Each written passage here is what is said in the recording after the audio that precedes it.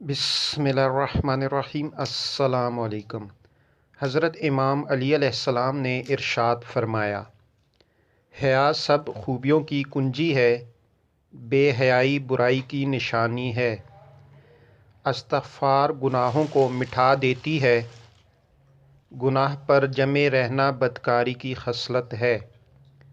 ज़माने की सातें और पल उम्र को ले जा रहे हैं, शक बदगुमानी का मौजब होता है, सब्र नादारी की ढाल है, गुरूर हमाकत की चोटी है, हैबत के साथ नाकामी और बेमौका हया के साथ महरूमी ज़रूरी है।